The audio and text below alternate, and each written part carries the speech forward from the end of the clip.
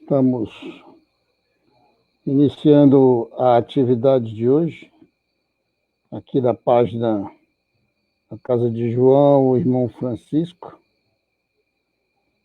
nesse nosso projeto em que buscamos levar uma palavra de conforto, de fé e esperança, aguardando alguns minutos para o horário inicial.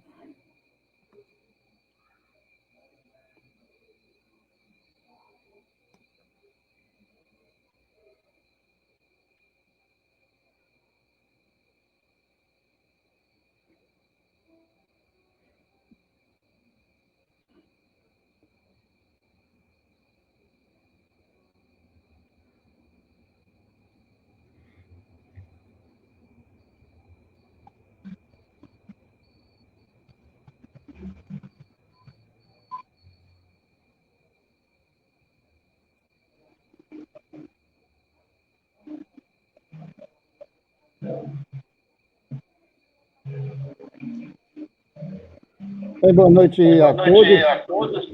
Estamos aqui hoje recebendo nosso grande amigo Elber Boaventura, do coletivo Girassóis, parceiro da nossa atividade da Casa de João Irmão de Francisco, né?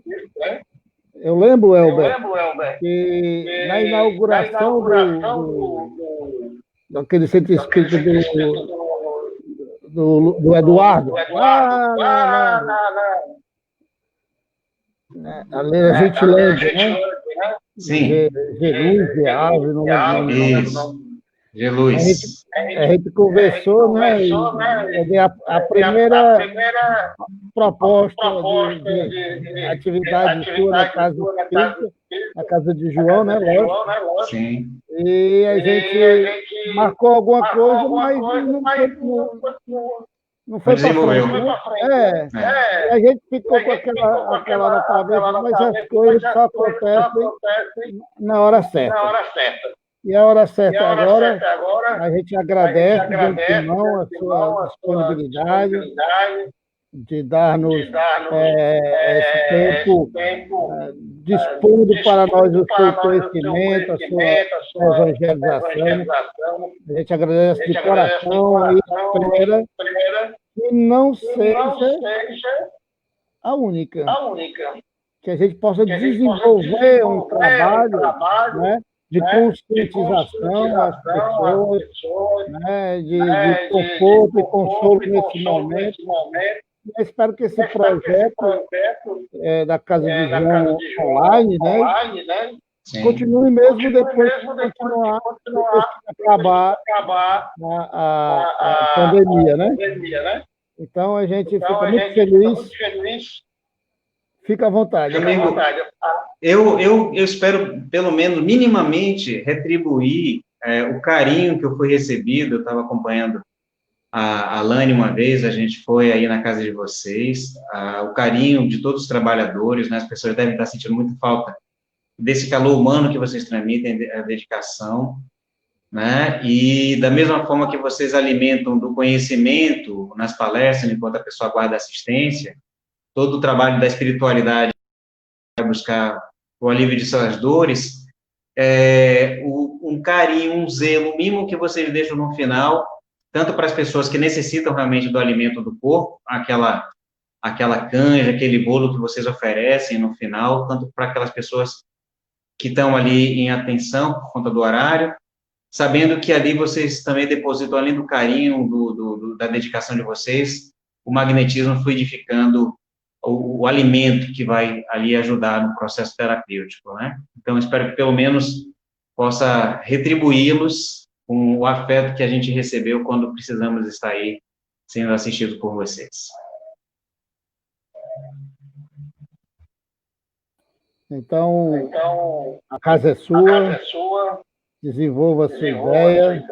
Nós vamos ficar aqui na retaguarda, orando, para que tudo corra da melhor maneira possível. Tá joia. Eu vou iniciar a atividade. Eu estou me falando que eu estou com eco, então eu vou sair de cena e peço a você mesmo fazer a prece inicial. Se eu não conseguir resolver o problema do eco, você faz a final. Tudo bem. Tá bom? Fica à vontade. Tá ótimo. Obrigado. Então, eu gostaria de convidar a todas e todos, nesse momento, para que a gente possa nos unir, além dessa conexão do ciberespaço, que possamos nos conectar também pelo pensamento. E esse pensamento ele possa alcançar a altura do alto e encontrar o nosso querido Mestre Jesus e toda a sua solicitude, e ele confiar ao nosso Pai as nossas rogativas nessa hora.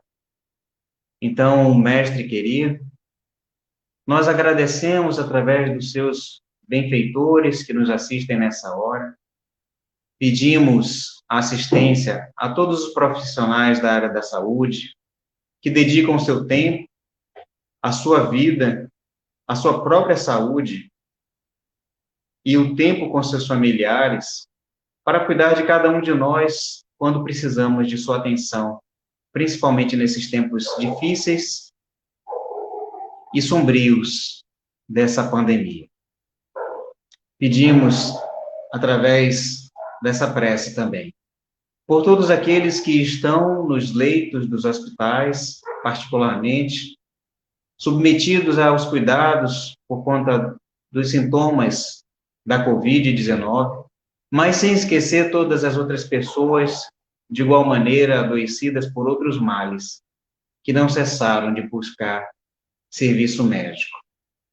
Pedimos assim, Pai, Tu que sabe, antes de nós, as nossas necessidades, ampara a todos os trabalhadores, profissionais da saúde, dá aos nossos governantes o bom senso, a boa vontade e a condição assertiva de cuidar da saúde de todos, dos que têm mais e, sobretudo, dos que têm menos, de igual maneira. E que possamos passar por esses tempos aprendendo o valor do calor humano, do abraço, da importância da família, dos amigos, e darmos valor à nossa vida, à nossa saúde, e aquilo que é público, que é um bem de todos e que precisa ser conduzido com seriedade para que seja feito dessa forma, utilizado como instrumento de promoção social e da saúde de todos. Se conosco, Mestre amado, hoje e sempre, que assim seja. Bom, amigas e amigos, o nosso tema de hoje, se fosse um homem de bem, teria morrido, né? Um tema que parece ser tirado da contemporaneidade desse momento.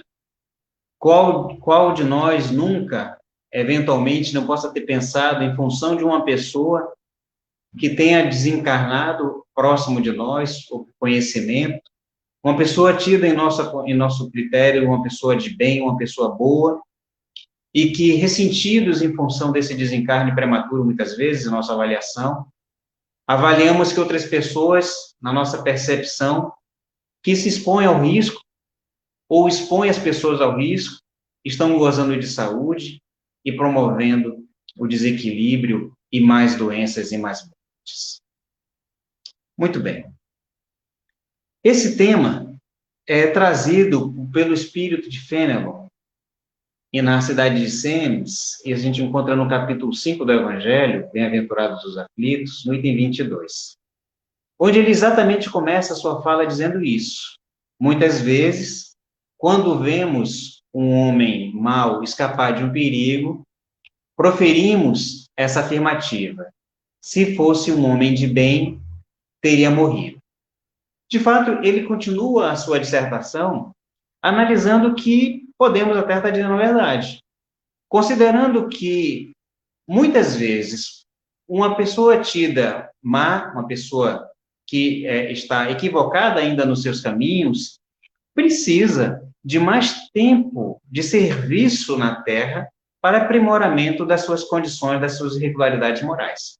Isso é um fato. E o pai provê essas condições, muitas vezes fazendo com que essa pessoa permaneça mais tempo, porque é aqui na Terra, na oportunidade da encarnação, que está a oficina para o nosso aprimoramento moral.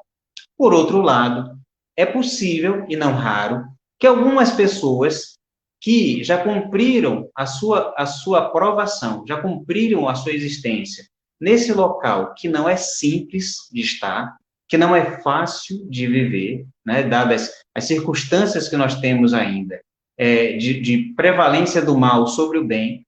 Então, algumas pessoas, por terem atingido o seu compromisso, terem cumprido a sua missão e por terem tido mérito, muitas vezes, têm a sua vida abreviada para que dê continuidade em outros planos ou até mesmo em outros ordens.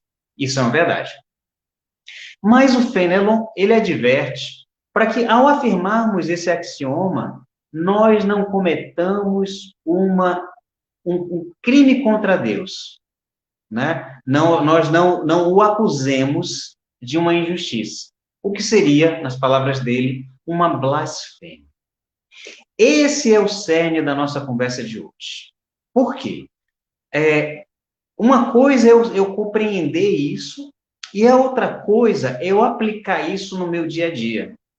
Entender isso de forma racional, esse axioma e essa verdade, é uma coisa. Compreender os atributos de Deus é uma coisa.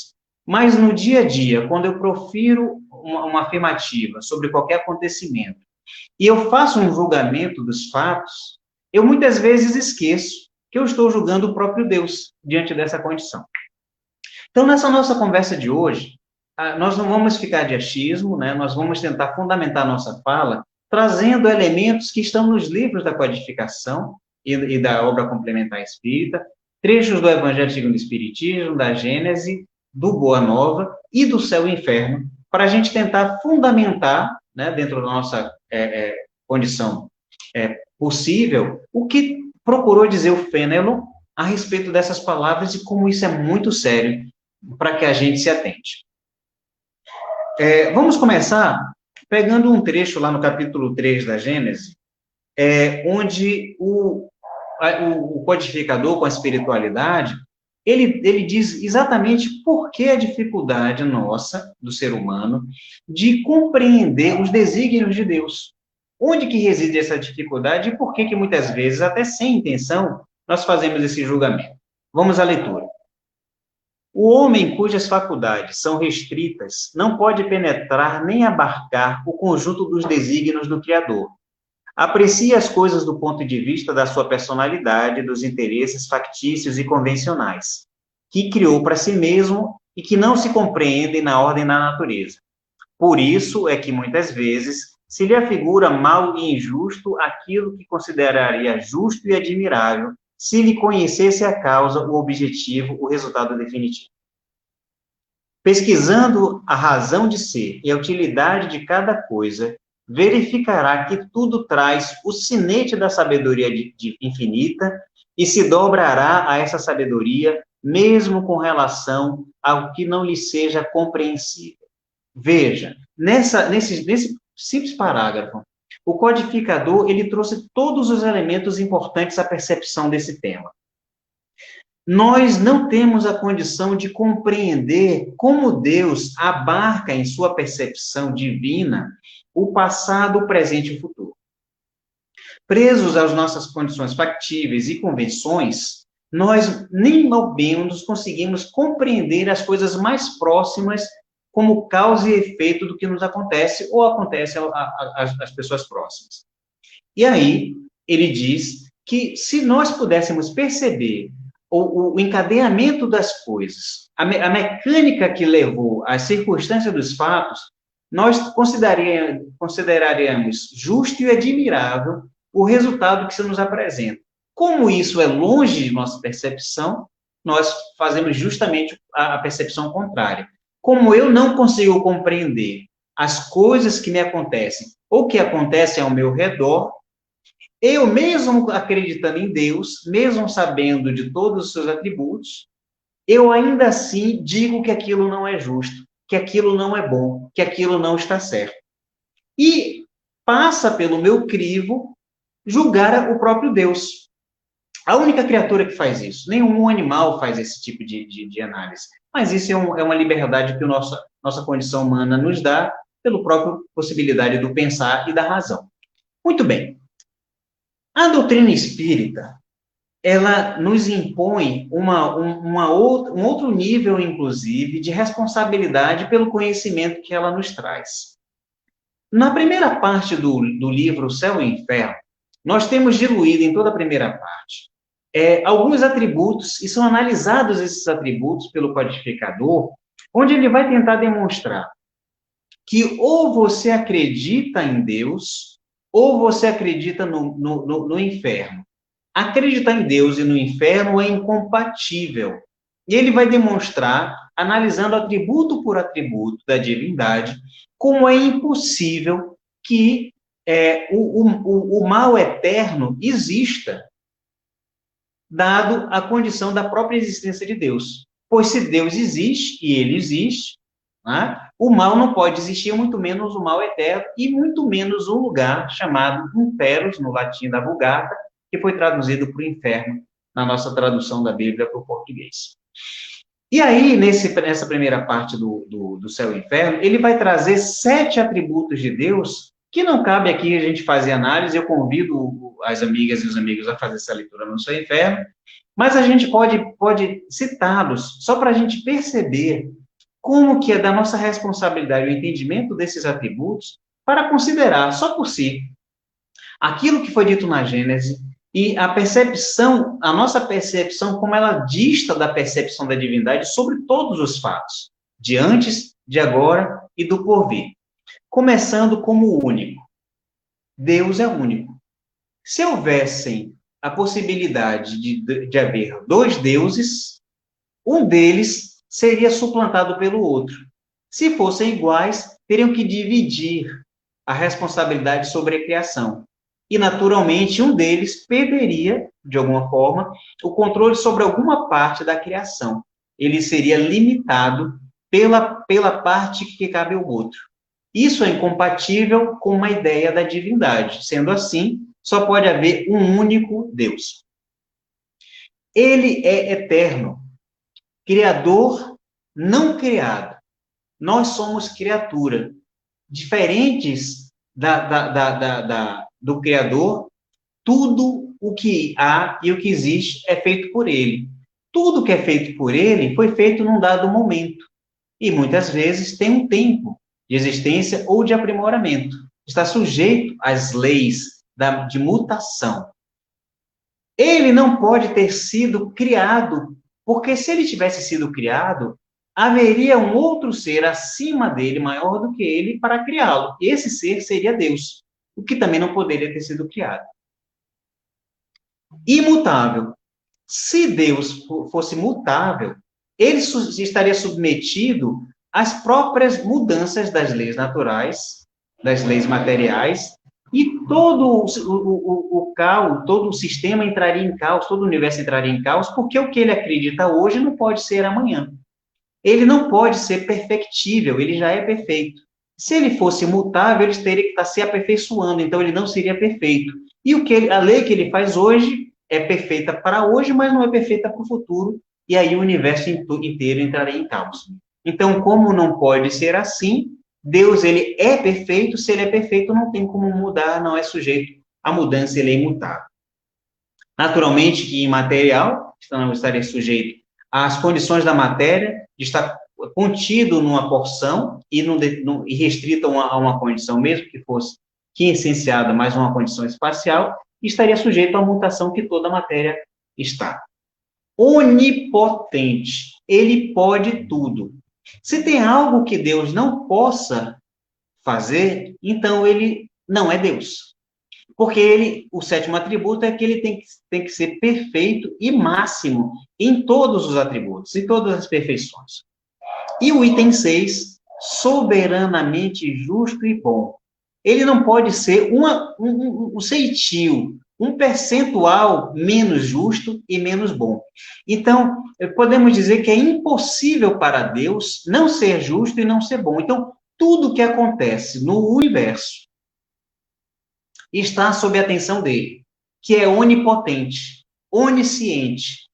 Se tudo que acontece é com a permissão dele, porque ele tem ciência e ele pode interferir sobre qualquer coisa que acontece no universo, ele não pode permitir que nada que não seja bom e justo aconteça.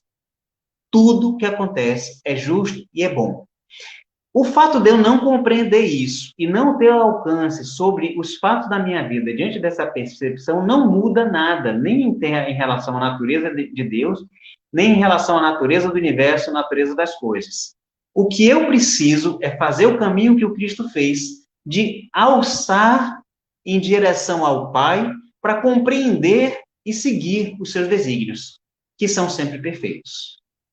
É por isso que nessa caminhada, nós que estamos no caminho da perfeição, mas ainda bastante imperfeitos, nós vagamos de forma errática diante dessa condição. Muitas vezes nos rebelando contra aquilo que nós não compreendemos, que em última instância é da vontade de Deus. Vamos lá. Essa dificuldade da percepção da realidade do humano com o divino, se nós considerarmos como se nós fôssemos o ator, e Deus, o diretor das coisas, que detém o papel de todos os atores, o encadeamento dos atos e as consequências para que aquilo se dê, nós só compreendemos mal e de forma muito limitada o nosso papel nesse momento. Nós não temos nem percepção clara dos papéis que nós exercemos nas existências anteriores, muito menos do que vem pela frente. E justamente essa dificuldade de percepção da criatura que ainda está distante da percepção do que é a vontade do Pai, nós podemos perceber nas coisas mais simples da vida. E aí, dessa forma colocando, a gente precisa entender que é natural a nossa dificuldade de compreender isso. Se você, minha amiga ou meu amigo, cuida de um animal pequeno, por exemplo, como um gato, como nós temos aqui, e chega o momento dele comer, e quando ele está com desejo da fome, né, aquela dor da fome, não adianta você explicar para aquele animalzinho que você já está colocando a comida. Ele vai continuar pedindo, mesmo que ele já esteja condicionado a saber os movimentos que você faz para colocar a comida. Pensa num bebê dentro do berço. Ele já sabe que a mãe, quando ele chora, vai trazer a mamadeira para ele. Adianta alguma coisa, a mãe está lá na cozinha, preparando o mingauzinho dele, ele está chorando, ela dizer para ele que o mingau vai ficar pronto, que ele espere que está só esfriando, não adianta. Ele simplesmente chora. E ele chora cada vez mais que demora. Essa é a condição dele. Ele está no lugar de quem está sentindo dor de fome. Ele sabe que ele pode confiar naquela criatura que guardadas as proporções, vamos colocar aqui, nós, o bebê, na criatura humana, e a mãe, alçada aqui ao exemplo da divindade, ela sabe o que ele precisa, sabe a hora que ele precisa, na quantidade que ele precisa e em que condição ele precisa. E ela sabe que não vai faltar o alimento dele, ela está preparando e vai dar no momento certo. Ele, do ponto de vista da criatura que somos nós, não queremos saber, não entendemos isso, não entendemos por que está demorando, não entendemos porque nós já estamos comendo. Nós continuamos chorando. Né? Essa mesma atitude que o animal tem, que o bebê tem, nós trazemos para a vida adulta quando nós procuramos solução para a dor. Se eu estou com uma dor de cabeça, ou uma dor intestinal, ou qualquer outro tipo de quadro de dor, a dor, ela serve para me dizer que há alguma coisa de errado que eu preciso resolver. É um mecanismo natural do ser humano para que ele defenda a própria vida, a integridade da sua saúde. Isso é natural. Como lidar com a dor, essa é a parte racional que precisa ser compreendida. Então, quando eu estou, por exemplo, com um determinado tipo de dor, naturalmente que eu vou buscar a medicação para aquilo, ou aquilo que vai saciar aquela dor. Se é dor de sede, eu vou buscar água. Se é dor de fome, eu vou buscar comida. Se é dor abdominal, eu vou buscar uma medicação. Se é uma dor muscular, uma enxaqueca, eu vou buscar o remédio correto para aquela dor. Não vai ser qualquer remédio. Não vai ser qualquer tipo de coisa. Vai ser o específico para aquilo que eu preciso. Então, se eu estou com fome, é comida. Se eu estou com sede, é a bebida. Mas há determinados tipos de dores que eu não tenho força nem de buscar saciá-la. A dor, por exemplo, da depressão. Eu estou num quadro de dor tão profundo que nem aquilo, como na sede e na fome, eu tenho vontade de buscar. E, eventualmente, a terapêutica, né, a psicossocial e a terapêutica medicamentosa, ela não traz um resultado instantâneo. Mas quem está no lugar da dor, quem está sentindo dor, da depressão, por exemplo, quer a solução na hora. Não entende por que o médico diz que vai melhorar e não melhora. O médico tem o conhecimento da ciência, né? Nós temos as outras formas de busca de cura. Mas quem está sentindo não vê a hora de passar aquelas 2 semanas para que o medicamento faça efeito, porque a sua dor é urgente, ele quer resolver agora. Ele não tem paciência para esperar. Quando isso é feito trabalho da psiquiatria, com a psicologia, um atendimento psicossocial, que envolve afetos, que envolve a inteireza da criatura humana, o trabalho se dá, porque existem outras necessidades ali que possam ter sido assistidas.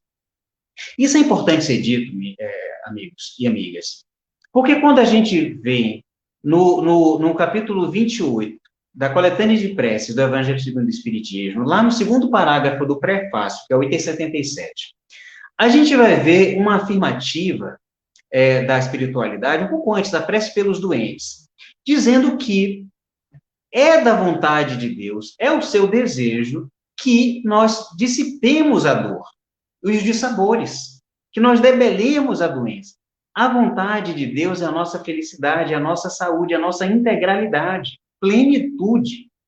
Mas ele não pode sustar as leis em função de um favor pessoal. As leis valem para todos e na eternidade. Foi, é e será. Eu estou submetido às mesmas leis que o meu antepassado e o meu futuro. Mas ele diz que é lícito e nós devemos procurar a cura. E até menciona as formas. Ele vai dizer que a ciência vai trazer a medicação. O magnetismo vai nos explicar a ação dos fluidos no processo terapêutico da dor. O espiritismo vai nos dizer como que a mediunidade, ela nos auxilia pela mediunidade de cura. E ainda, como que a prece intercessória também tem efeito. Vejam, a medicina, a ciência, pela medicação, o magnetismo pelas leis dos fluidos, a mediunidade de cura, a própria prece. São elementos que nós podemos e devemos fazer uso para a nossa própria saúde e a saúde de qualquer pessoa. Isso é lícito, isso nos é garantido.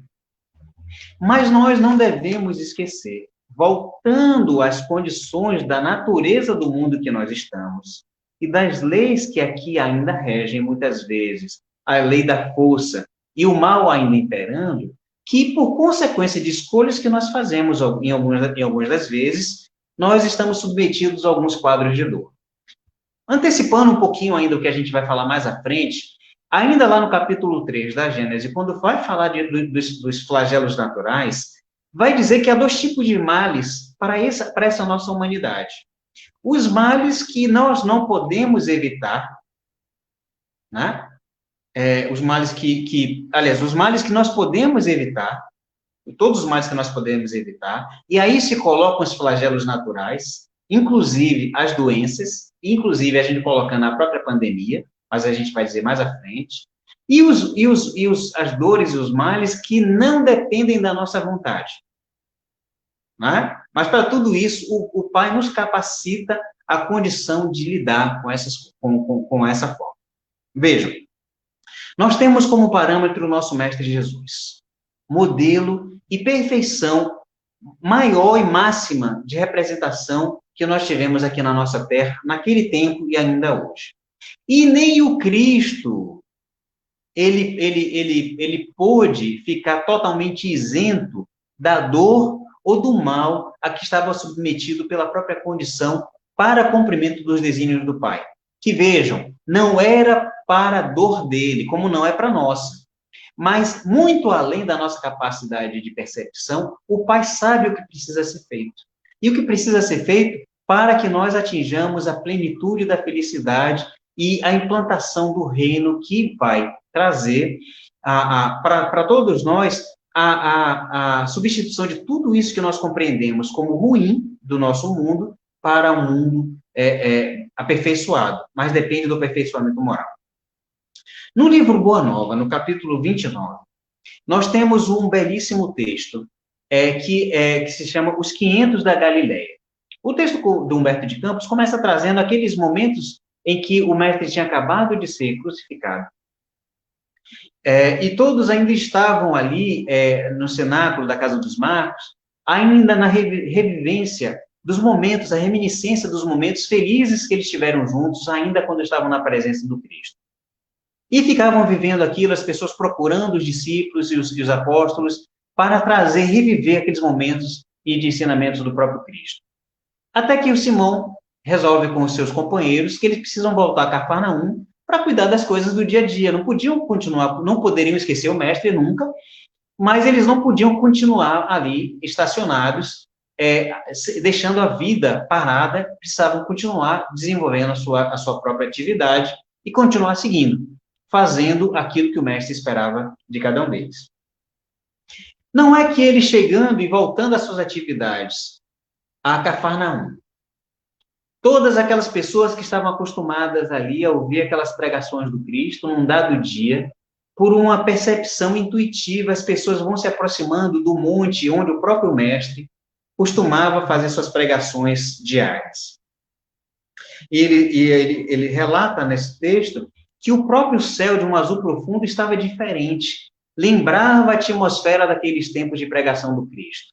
Aquilo envolvia todos numa felicidade, uma expectativa que rememorava a eles aqueles dias, quando o próprio Cristo estava lá, vai que ele surge, envolto numa grande atmosfera luminosa, e começa a falar a todos eles.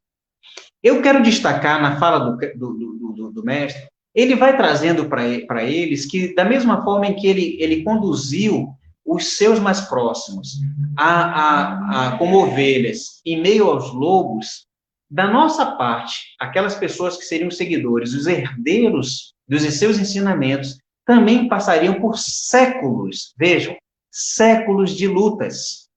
Lutas sem sangue, na batalha do coração.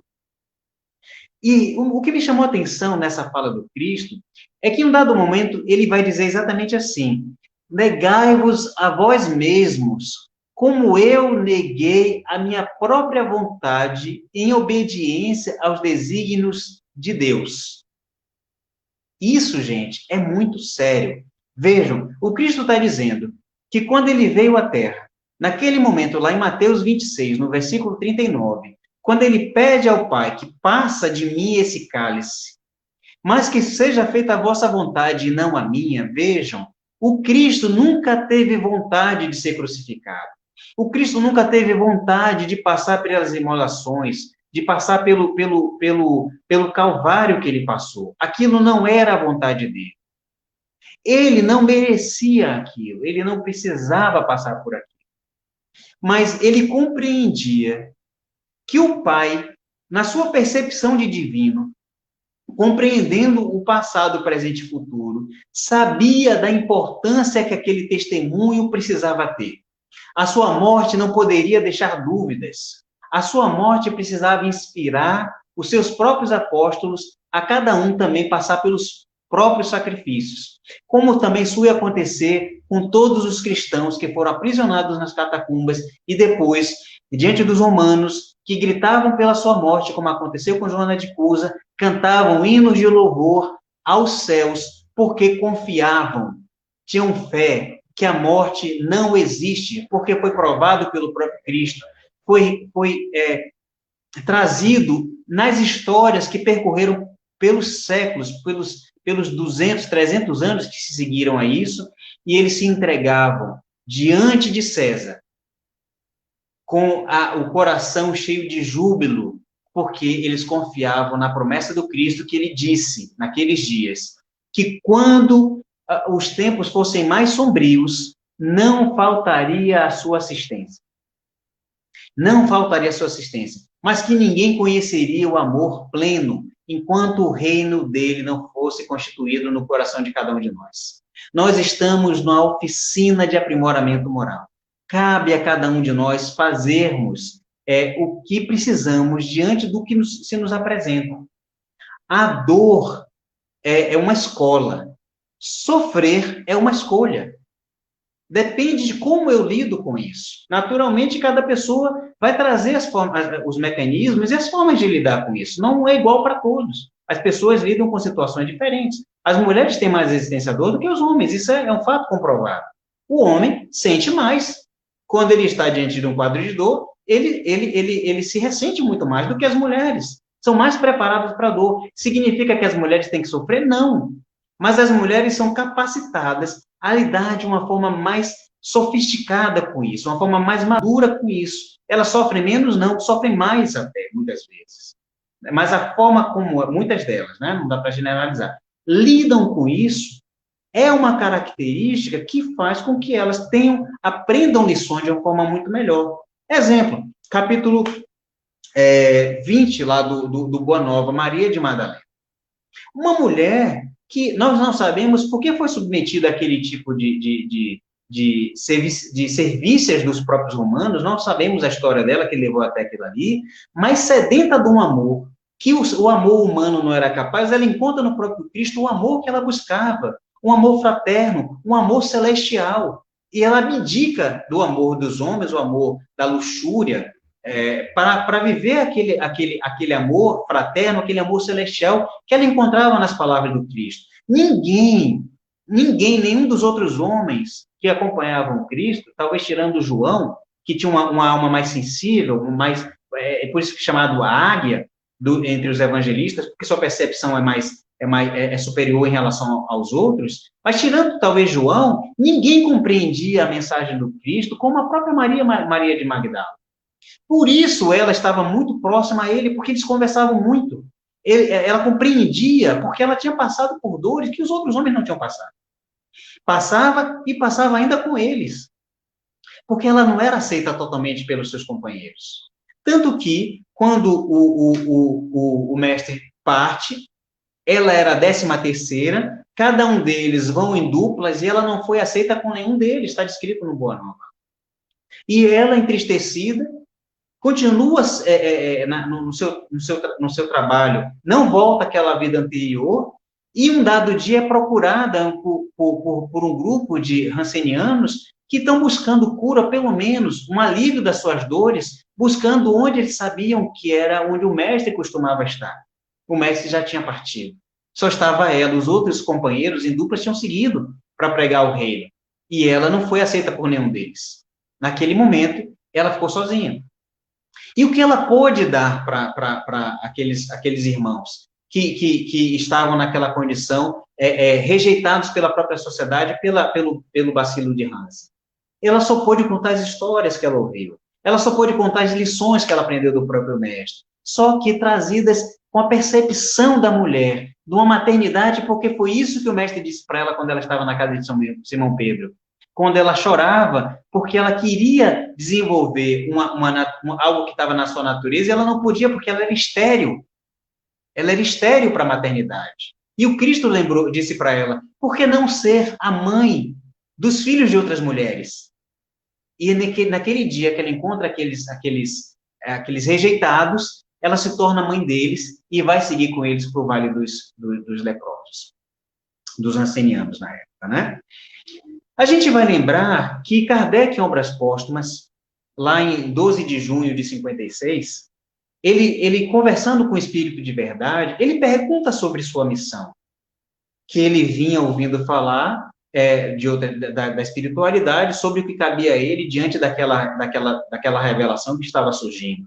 E o Espírito de Verdade é muito tranquilo e muito claro para dizer para ele, se ele não estiver pronto, vai vir outro para substituir.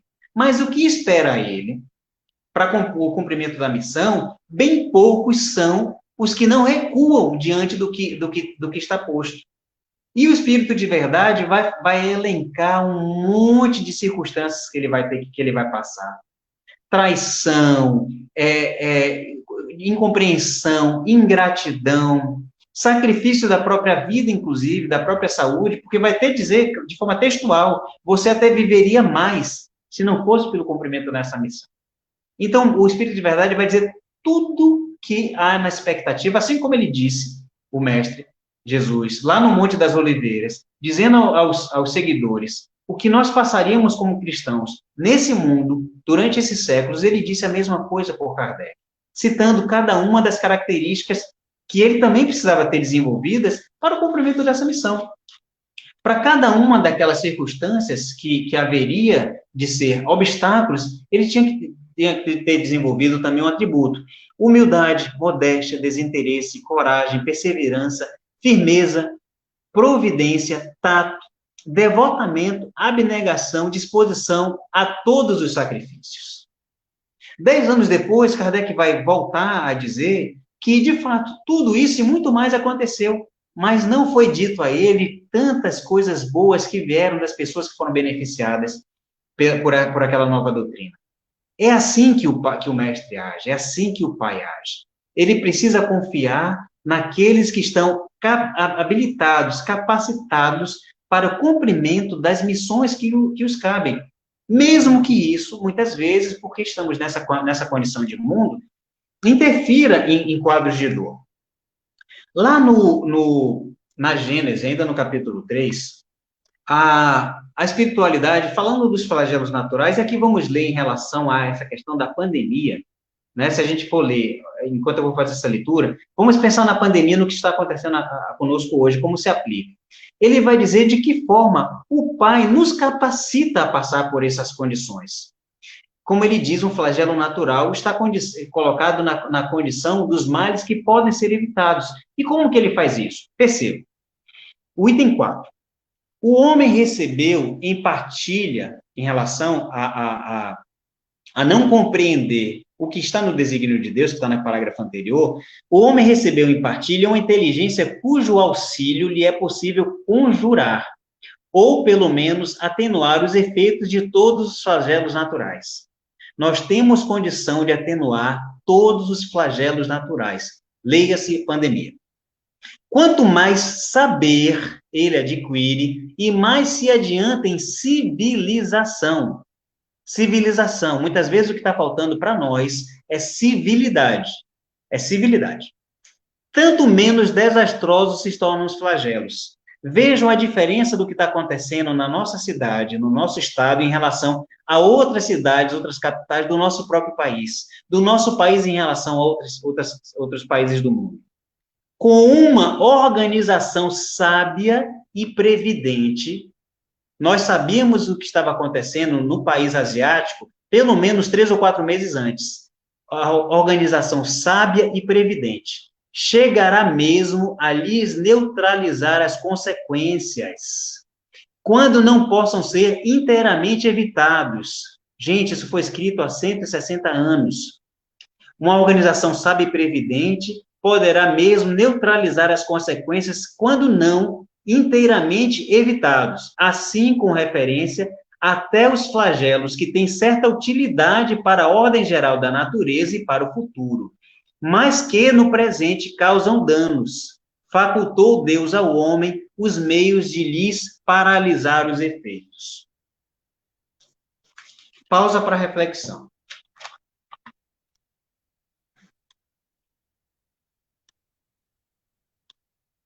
Já foi tudo dito. Já foi tudo previsto.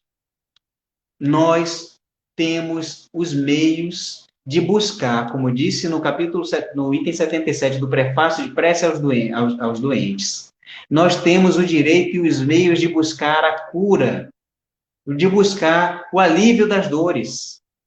Medicina pela medicação, magnetismo pelos fluidos, mediunidade de cura quando é o caso, e a prece são alguns dos recursos que nos são postos. Mas o outro recurso vem da própria razão, da própria civilidade.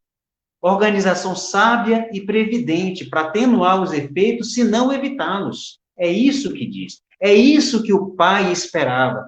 Então, a gente não pode dizer que se as pessoas que estão morrendo, estão adoecendo, são da vontade de Deus. Naturalmente que o vírus, que nem é um ser vivo, ele não tem vida própria, né? É um ente da natureza. Ele atua, ele existe, porque naturalmente houve uma permissão. Se você considerar que a existência de qualquer elemento na natureza é do conhecimento de Deus, você está dizendo que ou ele não sabe, não sabia, ou ele não podia fazer nada. Qualquer uma das duas condições, você está negando o próprio Deus. Isso não é possível. Né? Mas o que ele fez? Ele deu-nos as condições para que nós pudéssemos nos organizar de forma sábia, previdente, para neutralizar os efeitos, se não evitá-los completamente. Está no texto. E o que nós fizemos? O que nós temos feito? Essa é uma questão a ser posta. Né? Então, quando as coisas acontecem, nós não podemos atribuir a Deus os males que nos chegam, quando ele nos dá as condições para evitá-los. De outra forma, alguns outros flagelos não dependem da nossa vontade. E aí são outras condições, inclusive astronômicas, inclusive de ordem geológicas, que não dependem da gente. Né? O mundo vai passar por um processo de transformação, inclusive da sua crosta, da sua natureza, como isso ia acontecer com outros mundos e como já aconteceu anteriormente. Não vai ser agora que nós estaremos isentos das transformações, mas, naturalmente, quando nós estivermos aprimorados no futuro, como diz a própria codificação, essas mudanças se darão de forma menos necessárias. Né? Porque a mudança da própria natureza dos corpos, dos seres, animais, vegetais, dos seres da natureza, não se dará da mesma necessidade como se dá hoje. Mas isso são outras coisas, né? Nós estamos no momento final da nossa fala, e aí a gente tem uma das melhores formas da gente compreender como as coisas são postas é quando a gente consegue ilustrar com a casuística que a espiritualidade nos traz. Kardec no Céu e Inferno, depois de mostrar todos os atributos da divindade, para exemplificar como nós precisamos compreendê-lo, ele vai trazer uma série de casos de espíritos que trazem as suas circunstâncias para demonstrar essa relação entre causa e efeito do que eu fui em vida e do que eu colho em espírito. Muitas vezes ele não vai trazer antecedentes da vida espiritual desse ser. Nessa parte que ele começa com os espíritos felizes e vai terminar com os mais endurecidos, nós temos 13 casos de pessoas diferentes, homens e mulheres, em situações da mais simples, a mais nobre, de várias religiões, de várias crenças, com crença e sem crença, que passaram por determinadas circunstâncias nas suas vidas e chegaram, depois do desencarne, a uma condição de feliz. São situações diferentes, gêneros diferentes, condição social diferente, de intelectual diferente, são pessoas mais diversas, mas que têm em comum uma forma como lidaram com as circunstâncias da vida e como transformaram isso em proveito próprio para lograrem uma vida feliz após o desencarne. Quando não, mesmo no sofrimento, uma certa felicidade. Uma felicidade possível, como diz o mestre, uma felicidade, um gozo celeste, mesmo diante das infelicidades, das dificuldades que a vida nos impõe, porque está em comunhão, em alinhamento com o próprio Cristo. E, como ele disse, garantindo assistência permanente. Um dos casos mais emblemáticos para mim, porque eu faço uma associação com o capítulo 13 que a gente tem lá no Evangelho segundo o Espiritismo, não saiba a vossa mão esquerda que dê a vossa mão direita, que é o caso da Condessa Paula.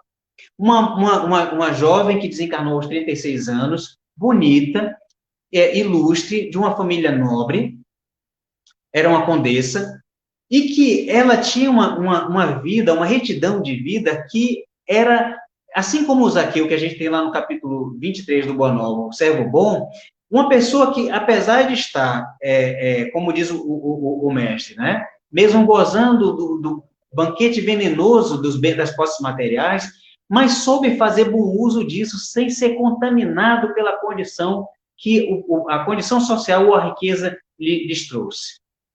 Assim como o Zaqueu, ela tinha uma relação de justiça e de e de integridade com relação às pessoas que trabalhavam para ela, como Zaqueu tinha em relação aos seus considerados servos. Mas, sobretudo, esse espírito dessa Condessa Paula, que eu acredito que seja aquela mesma mulher que se refere na mensagem do capítulo 13, no item 4 do Evangelho, no capítulo 13, o item 4, que é os infortúnios ocultos, aquela mulher que vai às condições mais simples, onde a dor se antecipa, né? A dor se antecipa, e ela chega e socorre aquelas famílias. Cada um ao seu jeito, de uma forma discreta, para que eles não sejam humilhados pela sua própria condição, se veste de uma forma simples, para cuidar, com todo o seu carinho, com toda a sua dedicação, daquilo que ela consegue reservar, da sua condição de favorecimento material, para ajudar essas pessoas. Vai terminar a mensagem de uma forma belíssima, quando muitas vezes, em dado momento, ela é surpreendida por uma das pessoas que ela auxilia nesses bairros mais desfavorecidos da sua cidade, por uma mulher que a reconhece e ela pede silêncio. Silêncio para que a vaidade dela não seja alimentada? Não, pela discrição. Ela não precisa que as pessoas, que os seus pares na sociedade, também não sejam humilhados por não fazerem o mesmo que ela. Ela é discreta. O único compromisso dela é com o coração dela, que está alinhado com as causas superiores do próprio Cristo. Ela transforma, como a gente teve Mateus Levi, como a gente teve Zaqueu, a sua condição de posses em condição de bem do próximo. E aí, queridos, eu queria deixar, né, já nesses últimos 10 minutos, caso surja algum tipo de colocação, eu vi que o amigo Lindenberg fez uma exposição, se pudesse ser resgatado, isso, mas deixar colocado essa condição para que nós não cometamos a blasfêmia de, porque não compreendo o que se passa, eu julgar Deus diante dos fatos que acontecem. Possamos voltar, como a gente fez questão de trazer os livros e as obras da codificação, para que a gente possa fazer esse entendimento. Eu vou, por conta dessa leitura, compreender tudo o que acontece, tudo que Deus coloca? Não. Mas eu, pelo menos, não vou correr o risco de cometer a blasfêmia, de dizer que algo não é bom e justo simplesmente porque eu não compreendo. Isso vai amenizar minha dor? Também não. Mas pode me auxiliar a passar pelas provas e pelas dificuldades com uma resignação, uma resiliência que pode transformar um espinho em uma semente que vai me dar as flores e os frutos. E ao invés de colher sangue nas mãos, eu vou colher o perfume dessa colheita. Então, meu amigo Lindenberg, ele coloca assim: amigo Elber, por que a nossa relação com o divino ainda é tão mística, apesar do Espiritismo nos apresentá-lo com o máximo de racionalidade? Perfeito, meu amigo. Essa nossa condição de incompreensão do divino, muitas vezes é uma forma também de nos afastarmos da própria responsabilidade. Quando eu coloco essa relação de uma forma mística, muitas vezes é uma forma de entregar a Deus a responsabilidade sobre tudo que me acontece. Veja, é uma leitura equivocada disso mesmo que a gente está falando.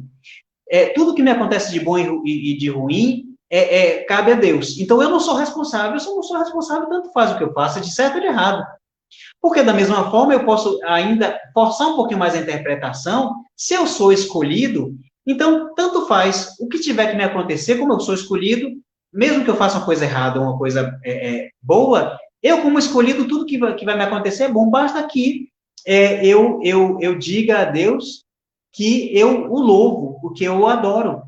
Se a minha relação, essa minha relação mística com Deus, for essa relação de curtição, de curtidas em relação a Ele, se eu puder bajular o ego de Deus, o que Ele vai me responder de volta? As benesses. Essa é a relação que muita gente tem com a divindade.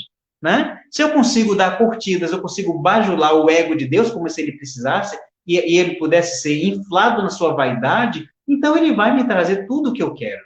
Então eu não preciso me responsabilizar.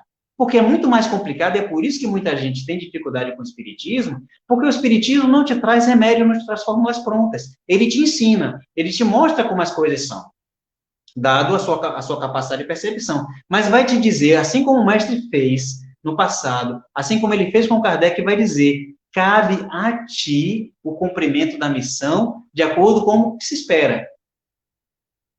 Cabe a você.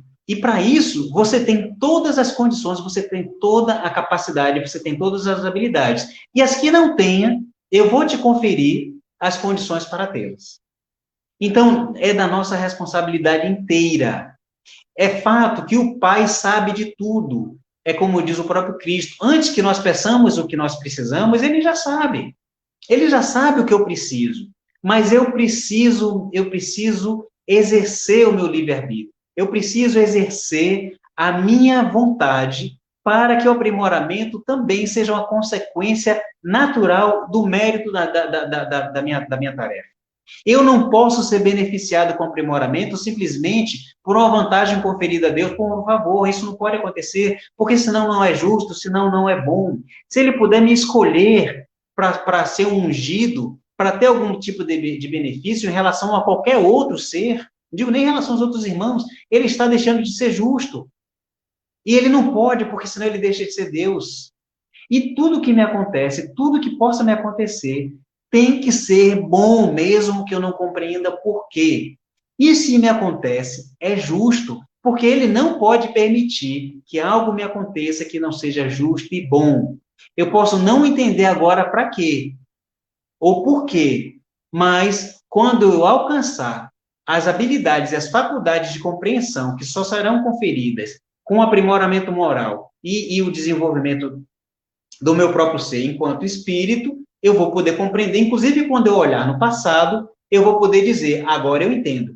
A própria Condessa Paula, ela vai dizer, quando ela vai falar sobre essa sua existência, em que ela foi uma nobre e que ela fez esse bem às pessoas mais simples, sem ostentação, ela vai dizer que ela escolheu a prova da riqueza depois de estar moralmente fortalecida, passando por várias provas e existências anteriores de fome e de dificuldades materiais. Ela relata que outros amigos dela escolheram a prova da riqueza primeiro e, naturalmente, não tinham estatura e envergadura moral para passar por aquilo e caíram. E caíram. É por isso que se justifica, é científico o que o Mestre Jesus fala. É mais fácil uma corda chamada camelo passar pelo buraco de uma agulha, segundo a orientação que Kardec traz na tradução do Evangelho, do que um rico passar, adentrar os céus. Porque é preciso ter envergadura moral, é preciso ter uma estatura moral, uma firmeza de caráter muito grande, para, nas palavras do Cristo, passar pelos banquetes venenosos das posses materiais. É complicadíssimo isso. Então, muitas vezes, eu preciso me fortalecer nas provas duras e difíceis, para, tendo estatura e envergadura moral, passar pela capacidade, pela prova, e eu vou ter que passar em um momento, se eu não já passei, das posses materiais para fazer bom uso disso. Tá? Então, nesses últimos 3 minutos, aqui tem uma pergunta da Casa de João, né, irmão Francisco, porque o Espiritismo é colocado como sendo o consolador prometido por Jesus. Nessa mensagem que está lá no Boa Nova, o mestre vai terminar, antes de se despedir, ascender aos céus, ele vai dizer que é preciso que ele convida-nos, naquela época, a reedificarmos a sua escola milenar, colocando em prática a lei de amor de Deus. Ele já sabia, ele até menciona no texto, que haveria estranhas igrejas. 2000 anos atrás, o mestre estava dizendo na sua despedida, lá em Cafarnaum, que haveria estranhas igrejas e que a sua escola milenar, que ensina a viver de acordo com a lei de amor que o Pai nos ensinou, precisava ser restabelecida. E ele já dizia que, por conta dessas igrejas estranhas, a sua mensagem seria corrompida. E ele precisava de um novo paráclito, ele precisava de uma nova investidura com a anuência do Pai, para que fosse revivido e fosse restabelecido as verdades que ele ensinou naquele tempo e que não foram compreendidas e foram adulteradas por aquela raça de víboras, que ele se referia justamente aos adúlteros daquele tempo e do tempo presente.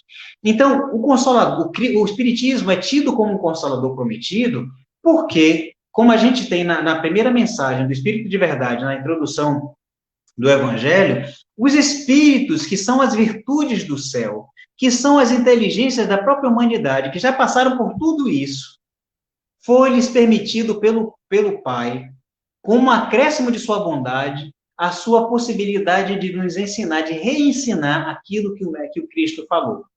O advento da fala, do intercâmbio da espiritualidade, que é uma lei natural, com os homens, é de sempre.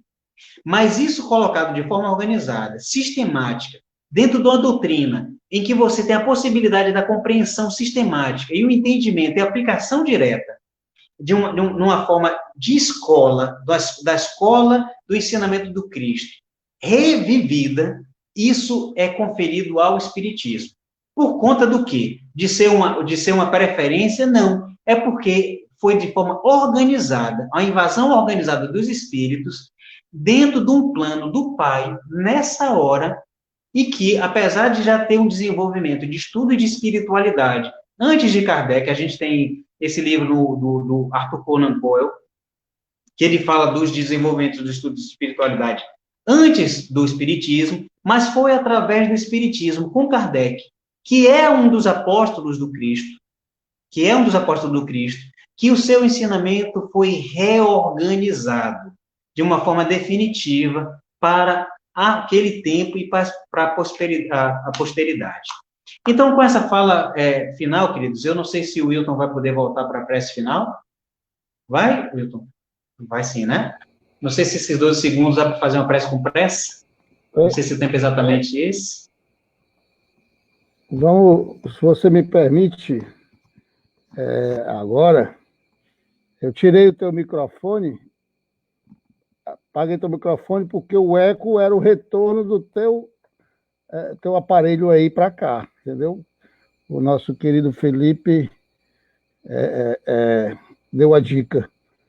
O Felipe está sempre ali, é o nosso anjo da guarda ali, está protegendo a gente ali por trás e está nos dando as dicas. Queria agradecer a presença dos nossos irmãos, né, aqui, né, nosso querido Tarcísio José de Lima, Tio Tarcísio. Amanhã nós teremos Tarcísio e Tarcísio. Lima e Matos, Matos e Lima. Vai ser show. Vai ser live não, vai ser show. Obrigado, Tarcísio, grande mestre, pela presença. A professora Silvia Helena está agradecendo também ao Elber, dizendo que foi maravilhoso. A Delma também, Delma da Conceição. Todos aqueles que estiveram aqui, o nosso querido Lindenberg. Delma da Conceição, minha irmã gêmea. Um abraço, minha irmã querida, lá em Salvador. Um abraço aos meus irmãos e meus pais. Um abraço à minha família. Ficou boa, rapaz. Ficou boa. O Lindenberg, né? Ele até brinquei, porque ele estava numa live lá com o pessoal do agora, né? Lá, e eu brinquei com ele que ele tinha assumido a sua condição de budista, né? Raspou a barba, o cabelo. Aí ele está dizendo lá que eu estava fazendo bullying com ele ao vivo.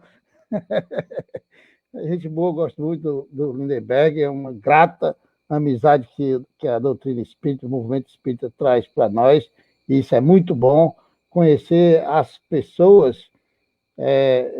A primeira frase que eu postei lá nos Girassóis, quando eu adentrei no grupo, no coletivo, foi graças a Deus. Eu pensei que estava sozinho nesse mundo, porque eu me vi perdido dentro do movimento espírita e achava que eu não estava compreendendo as coisas tudo errado.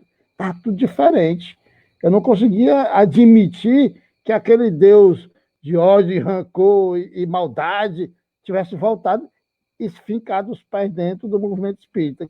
Quando eu encontrei as pessoas que raciocinam como deve ser raciocinada, não faz inveja não aqui, eu também. Ó.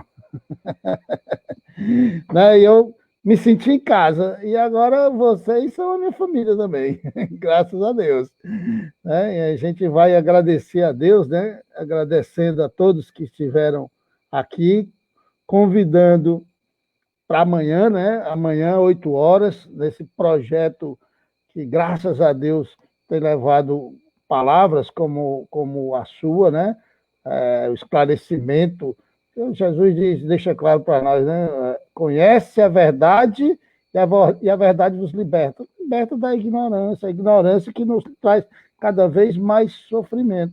Então, conhecer a doutrina explicativa desse trabalho gigantesco que Kardec, como você bem disse, teve de organizar de uma forma que a gente ficasse compreensível para nós, simples mortais, né? É fantástico. Não tem nada melhor que nós possamos fazer pelo nosso irmão, Elber, do que a evangelização. Você pode fazer qualquer caridade, mas essas caridades são momentâneas. A evangelização é para a eternidade. Quando você leva o conhecimento, você está transformando a vida daquela pessoa, daquele espírito, para sempre, né? Isso é com gratidão que a gente, com o coração apertado, que a gente, infelizmente, tem que concluir, mas foi muito bom lhe ouvir, vou lhe convidar de novo, daqui a pouco eu mando o contrato para assinar, aí o cachê é gigante, recebe tudo lá de lá, mas vai ter volta, tá bom, irmão? Muito obrigado. Eu vou, se me permite, fazer a prece final, já que você fez a inicial. Aqueles que quiserem fechar os olhos para nos acompanhar, apenas para buscar uma concentração melhor.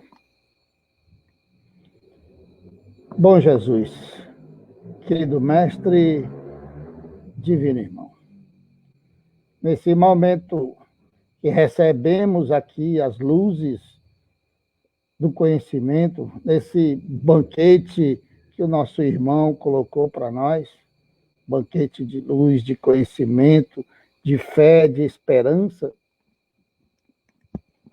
Agradecemos a Ti, Jesus, por enviar para estar conosco aqueles bons espíritos que nos acompanham, nossos anjos da guarda, nossos guias ou mentores, nossos amigos que se encontram já um passo à frente da nossa caminhada e buscam nos conduzir pelo caminho correto do bem na prática da caridade.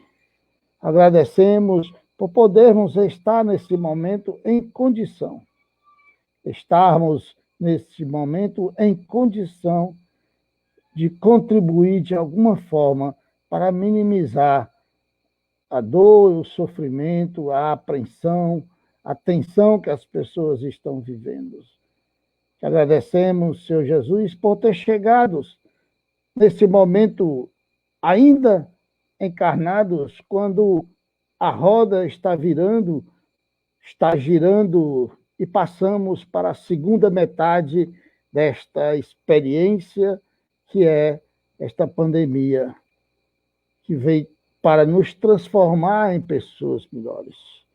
Que estas palavras do nosso irmão toquem fundo em nossos corações, em nossas mentes, trazendo as dúvidas, e as dúvidas nos levem a procurar na literatura, nas casas espíritas, nas conversas amigas, fortalecer a nossa fé através do raciocínio. Muito obrigado, meu bom Deus. Abençoa, Senhor Jesus, todas aquelas pessoas que se encontram nos hospitais nesse momento, com força, fé e resignação. Que assim seja. Grande abraço a todos. Obrigado e gratidão pela oportunidade, querido. Valeu, irmãozão. Obrigado. A gente conversa. Obrigado a todos. Boa noite. Que Deus abençoe a todos aqueles que nos acompanharam. Muito obrigado pela presença de cada um. Que Deus permita que nós possamos estar aqui juntos amanhã, levando mais um pouco de harmonia aos seus lares. Fiquem com Deus, irmão. Deus os abençoe.